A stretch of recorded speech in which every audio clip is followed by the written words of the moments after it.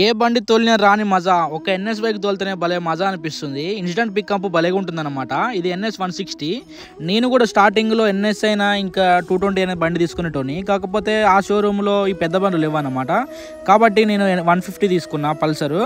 అది కూడా సూపర్ ఉంటుంది. కాకపోతే ఎన్ఎస్తో పోల్చుకుంటే ఎన్ఎస్ అనేది భలే రాకెట్ లాగా లేస్తుంది అనమాట. నేను ఫ్యూచర్లో ఏమైనా ఆలోచన ఉంటే 100% ఎన్ఎస్ తీసుకుంటాను.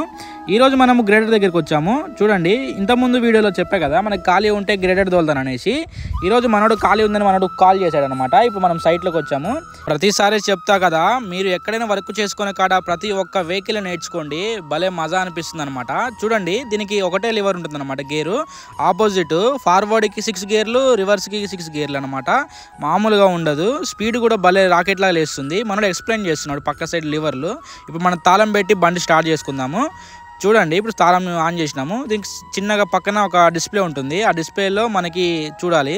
ఓకే, ఇప్పుడు డిస్ప్లే వెలిగింది. పక్కన చిన్న లబ్బర్ స్విచ్ ఉంటుంది అనమాట. దాన్ని మనం బటన్ని ప్రెస్ చేస్తే బండి స్టార్ట్ అవుతుంది. చూడండి ఇక్కడ నుంచి వ్యూ ఎలా ఉందో. ఇప్పుడు మనం బండి స్టార్ట్ చేసాము. చూడండి స్మోక్ ఎలా వస్తుందో.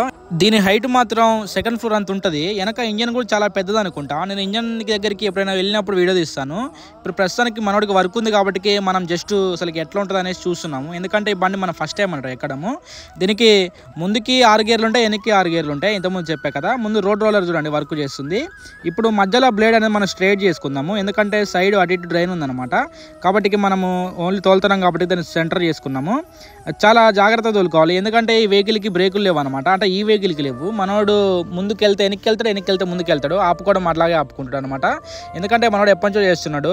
కొత్త వాళ్ళు అయితే మాత్రం కొంచెం చికాకే అవుతుంది నేర్చుకునే వాళ్ళు. కానీ ఇలాంటి వెహికల్ నేర్చుకోండి, మీకు శాలరీ అనేది ఎక్కువ వస్తుంది.